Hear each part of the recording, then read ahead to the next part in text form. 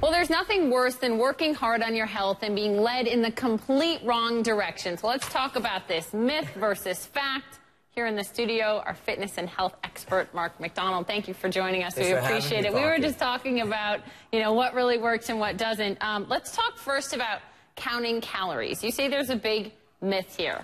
Yeah, well, when people want to lose weight, they feel they have to cut, restrict, cut all their calories, create that deficit, and they lose weight. But then you get those cravings back, and they regain the weight. That's yo-yo dieting. Rather than using food for calories in versus calories out, it's all about stabilizing your blood sugar. Eating the right amount of calories per meal, the right balance of protein, fat, carbohydrates, so you stabilize your hormones and release your stored fat. Don't throw your body off. Don't confuse it. Yeah, and just don't create deficits.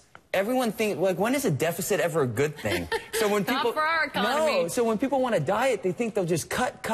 They get results, and then they rebound. Right. We have to shift how we look at food. What about eating before bed? Because we've always heard, like, eat small meals and then eat dinner many hours before you go to bed. I've heard that you can't eat past 8 p.m. since I was a kid, and that is totally wrong. The reality is this: if you never spike your blood sugar, you don't eat too much, you can't store fat. So you should eat before bed. Think of a baby. A baby feeds every 3 to 4 hours. They eat a balance of protein, fat, carbs, and breast milk, and they eat a certain amount of calories per meal. They eat before bed. We just have to eat the right thing before bed. So you can eat before bed. It keeps your blood sugar balanced, makes your body burn fat. Do you know what I ate before bed last? What? Gummy bears. Yeah. Well, that's probably...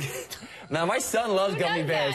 Who does that? Eat a little protein with it. So when Hunter eats Skittles, he has some string cheese with it. Your son is how old? He's 7. I'm 30. Okay. Okay. All right. Also, I had heard this, and is this a myth too? Do your cardio before your strength training. Does that really matter? It matters. You don't want to do your cardio before your strength training. It takes your body about 20 minutes to really start burning fat. So by simply doing your strength training like Pilates, first you will burn sugar, and then you will burn probably 30 to 40% more fat with that fat burning, doing the same type of activity. Or you could do cardio and strength together. I've been doing those those kettlebell swings. Yes, you can do a whole hybrid of it. But many people like to walk on the treadmill for 30 minutes, then they do strength training. Switch that up, you're going to burn much more fat. And I think a lot of women especially think I can't lift weights because I'm going to get too big. It's not the case. 1 pound of fat is 3 times larger than 1 pound of muscle. Muscle's your friend. It controls your metabolism. When people get bulky, it's because they put on muscle and they don't lose fat. If you eat right and you actually implement the right exercise, you get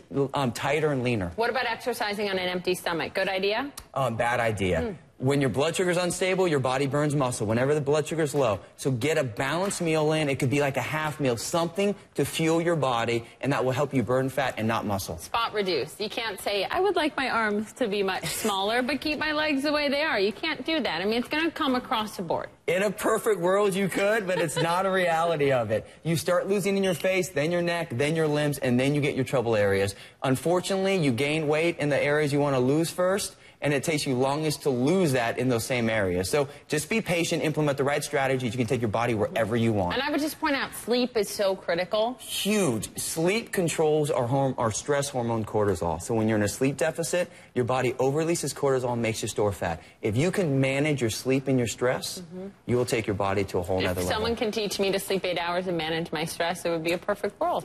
Well, you don't have to sleep 8 hours. You just have to learn how to sleep right. We want to optimize your sleep. This is true. Thank you so much. Good to see you in person. Thanks, Poppy. Great having you.